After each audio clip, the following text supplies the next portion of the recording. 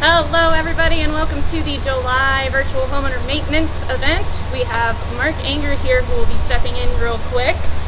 I know in our notifications we sent out that we will be doing ceiling fans. We did have a bit of a change of plans and we're going to be switching it up to some exterior maintenance today with our HVAC system, foundation vents, and then some cleaning of the exterior of your home. So just a little bit of a mix-up on that side of things. We will do a ceiling fan video here pretty soon. We'll record that and post it on our YouTube page and possibly our website. So keep your eyes peeled for that if that's what you are here for. But we have a lot of great information to share with you. Again, reminder, huge reminder, if you do comment, ask questions, give us your thoughts, then please know that you will be entered in to win a 1-year lawn program with Zamzows if you're one of our homeowners. So comment, give us an idea of what you want for the next video or any thoughts and figures, things you'd like to have covered in this video as well. Also, quick note, next Wednesday we do have a Zamzows lawn care event at the Zamzows Center down on Overland. That's Wednesday from 5 to 7. I myself will be there, so if you'd like to meet my lovely face, I will be there. We'll also have a few other folks that will be there to facilitate any questions about sprinkler clocks or fertilization or watering times, anything like that. So come on down. We'll have food, we'll have fun. It'll be a family-friendly event and pet-friendly event, so bring your pups, walk them around, get a little bit outside in this nice warm weather. Next week may be a little bit cooler, so that'll be nice. But yeah, so next week, this week, go ahead and comment on our video. We have Mark here, published author. He's our 5-star Mark. He'll be able to help you with all of your exterior cleaning needs and your foundation vents and HVAC. So pass it to you. Thank you, Taylor. Here we are in beautiful downtown Kuna in the sense that, what is it, a balmy, 65 degrees, we wished.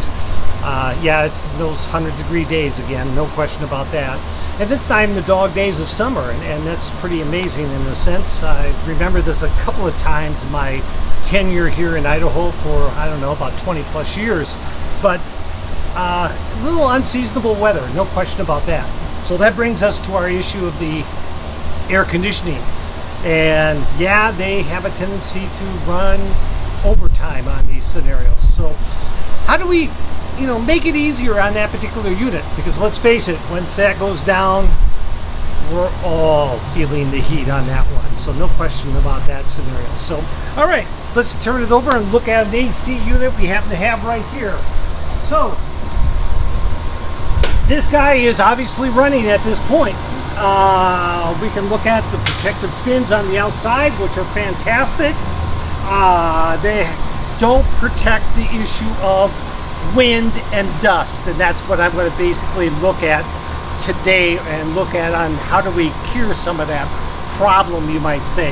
Because what is going to happen is we get the little dust blowing in from, let's say, another yard, a farmer's field, whatever the issue may be, it's blowing in and it's getting into those coils and creating a problem, which we don't want. So, also, if we look at the pad, unfortunately from time to time, landscapers come in, they do their thing, and we're getting all kinds of residue. Well, as you see when I knock the rocks away, we have the sand and dust. And that's a perfect example. If it's here, it's in here. All right? So be aware of that. So hence, first thing I'm going to do, I got my little friend here, the broom, and that's all I seem to do nowadays is sweep up. So I'm going to sweep off this pad and get those rocks out of there. Some of them get lodged in. So I want to get that out of there as much as I can. That includes the back of the pad, as well as the front. So I'm going to break all that stuff loose. And you can see when I spray up the dust, where's it going? Do you see that? It's getting sucked right into that unit, blows right in. So this is what we want to clean out of there. Okay, here we go. Get this out of here. Get that out. And let's see what I can do back here. Well, as they said, I'll be washing things down, so let me get this out of the way. So, it's running. We have an issue. Water and electricity don't mix.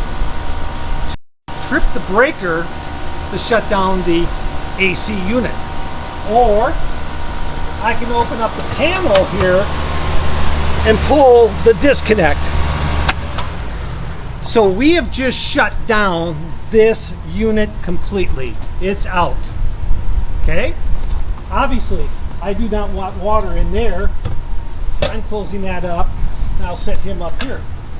So when I'm washing down this particular unit and the pad, no way do I want water up in here. Again, water and electricity does not mix. Okay, so when I'm washing this down, boy, a lot of people say it's just like washing down the driveway. No. The fins in here behind the protective cover are just like on your car. The very, very small fins. They're there to cool off the issues of the freon gases and all those things going through a particular AC unit. If you have a high pressure hose or a high pressure volume of water going in there, what that's going to do is bend over those fins and therefore prevent the issue of the air going through those coils and keeping it cool. So, I take my hardy dandy little hose. Here's my spray. That is about what you want for doing fins. Okay? I'm going to start at the inside of the unit and I want to blow this stuff out. Okay? So I'm basically doing my very best of just blowing this material going out. Now if you look on the bottom, look at all the dirt and mud and dust coming out. See it? Obviously, this has had a... Keep that on the back of it. Alright, I think we're back, Mark. We're back on? We're back on. Okay, we're live again. We had a little technical difficulty with the heat. So again, inside. So I pretty much kind of got the front. And again, you can still see more and more of that coming out of there. So no question. Obviously this unit was never washed out. Brand new in the home kind of thing. I would highly recommend obviously doing this if you're in a brand new house, as well as the one that you've been in for a couple of years. And you want to just, like I say, just simply blow out those fins the best you can. Okay?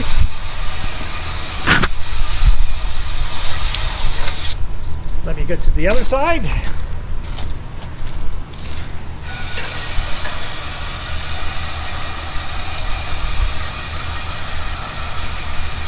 Oh yeah, coming out of there as well.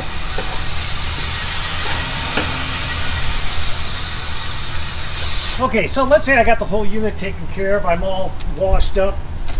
Now, I'm going to wash off the pad. 2 reasons. Want to keep it clean, but also I can find out trace amounts whatever came into the pad or into your AC unit by keeping this pad clean. So we already know it's, you know, pumped out a bunch of dirt.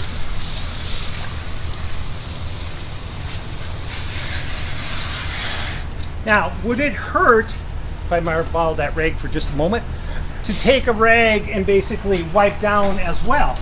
No, it will not hurt it one bit.